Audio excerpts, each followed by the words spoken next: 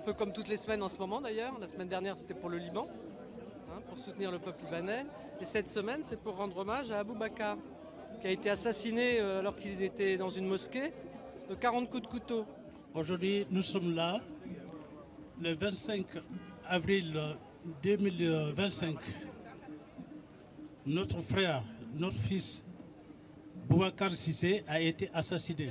Et il a été tué parce qu'il était musulman. Donc on arrive à dire qu'il a été tué parce qu'il était juif et lui il a été tué parce qu'il était musulman. Donc pas de racisme. Moi je mets juste le mot racisme, je ne veux pas mettre le mot antisémite parce qu'on n'est pas là pour hiérarchiser donc les haines.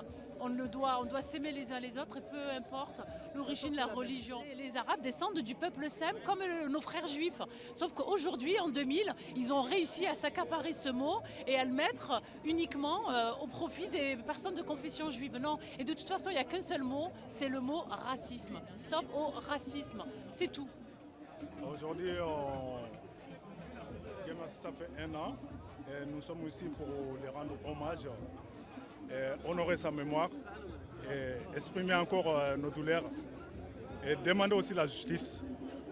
Donc c'est un jour très spécial et très important et aussi de lancer un message de la solidarité, de la paix et la justice. Voilà. Faisons l'amour et pas la guerre et soyons unis puisqu'on traverse quand même une décennie pas très joyeuse. Les rapports qu'on a reçus venant de la justice, ce n'est pas du tout satisfaisant.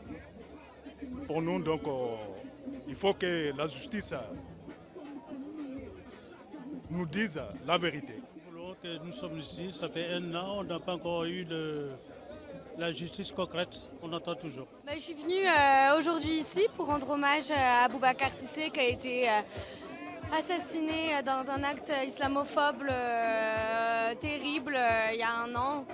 Et c'est aussi se réunir pour dire que l'islamophobie tue, qu'il faut lutter contre toutes les discriminations et tous les racismes. Et qu'aujourd'hui on voit la montée fasciste et la montée raciste avec une extrême droitisation du débat politique, médiatique, une polarisation de la parole politique. Et c'est aussi tout ça qu'on vient revendiquer aujourd'hui. C'est aussi pour dénoncer les médias, certains médias, parce que je pense qu'il y a une coulée brune qui entretient le racisme en permanence. On voit bien comment, dans toute une série de médias, on parle beaucoup de CNews, à juste titre, c'est le moins qu'on puisse dire au regard de la violence du racisme, mais même dans toute une série de médias beaucoup plus mainstream, il y a une forme d'accoutumance à une parole de stigmatisation contre les immigrés, leurs enfants, les musulmans. Les personnes qu'on dit étrangères ou sans papier, elles sont là depuis des années, elles travaillent ici, elles participent à la vie locale, elles s'engagent dans les associations pour que justement en fait pour suppléer en fait aux lacunes de l'État. Donc en fait c'est évidemment un discours de plein de stéréotypes qu'on retrouve sur beaucoup de chaînes d'extrême droite malheureusement et pas que aujourd'hui. L'extrême droite, le niveau où elle est, évidemment que c'est pas la même chose qu'il y a 30 ans, il y a un truc qui a fondamentalement changé. Il faut rappeler qui c'est le FN, c'est des anciens SS,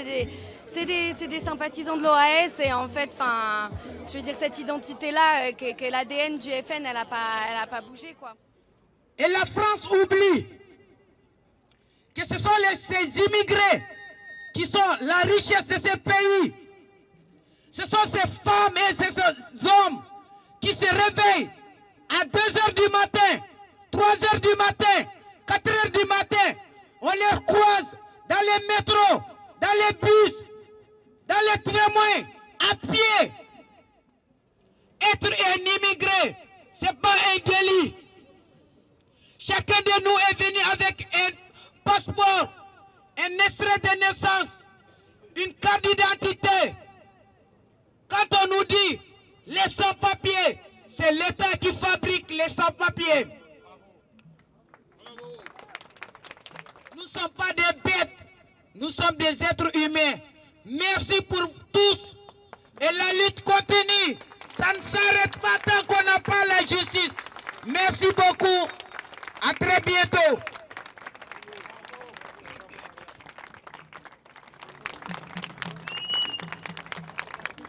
La France doit évoluer en même temps que sa population. Et la population française, c'est celle-là. C'est celle que nous sommes aujourd'hui. Les valeurs que nous défendons. Donc nous continuerons à porter le nom d'Aboubacar Cissé. nous continuerons à porter le nom de toutes les victimes. Nous continuerons d'être les voix vivantes de tous ceux et celles qui ne sont pas là, qui ne peuvent pas être là, qui ne peuvent pas s'exprimer parce qu'ils sont morts. Et nous continuerons à marcher et à dénoncer avec honneur, avec dignité. Et nous donnerons leur nom pour que leur nom continue d'exister. Pas de justice! Pas de justice! Justice pour Boubacar! Justice pour Boubacar! Justice pour Boubacar! Justice pour Boubacar! Justice pour Boubacar! Justice pour Boubacar! C'est un crime islamophobe et non seulement le climat politique actuel en est coupable, c'est-à-dire le Rassemblement national, mais aussi le gouvernement Macron en lui-même. Dans la vie politique française, eh bien, on a des gens qui font carrière au-delà de l'extrême droite sur la stigmatisation des immigrés, des musulmans. On se souvient encore de la loi immigration il y a 2 ans, qui heureusement a été en grande partie censurée par le Conseil constitutionnel. On se souvient aussi évidemment des propos de Bruno Retailleau, qui continue d'ailleurs avec peut-être une campagne présidentielle pour lui, qui à nouveau sera autour de la question de les musulmans. De toute façon, ils ne peuvent pas être nos égaux dans ce pays, parce qu'au final, c'est ça qu'il dit. Donc ouais, il faut continuer à se mobiliser. Aucun propos raciste, antisémite ou islamophobe ne peut être accepté. Même celui qui nous semble le plus anodin. C'est dire que toute chaîne de télévision qui continue à déverser sa haine raciste doit aujourd'hui arrêter d'émettre. C'est dire que tout responsable politique qui continue à être condamné pour racisme doit être immédiatement rendu inéligible. C'est dire qu'ensemble, nous devons continuer à lutter pour la régularisation de l'ensemble des travailleurs sans papier. C'est dire qu'ensemble, nous devons continuer à lutter pour l'expérimentation du récépissé de contrôle d'identité. C'est dire qu'ensemble, nous devons obtenir l'abrogation des lois racistes qui ont été votées par le Parlement depuis maintenant 30 ans. Et c'est dire qu'ensemble, nous devons continuer à être solidaires et à exiger effectivement justice pour Aboubacar Cissé comme pour l'ensemble des victimes de crimes racistes et politiques. Finalement, le message que je venais passer au nom du Parti communiste cet après-midi, il est simple. On reste à vos côtés, on y arrivera, justice passera. Et pour l'égalité des droits, pour le progrès social, vous pouvez compter sur les élus et militants du Parti communiste pour continuer à être à vos côtés.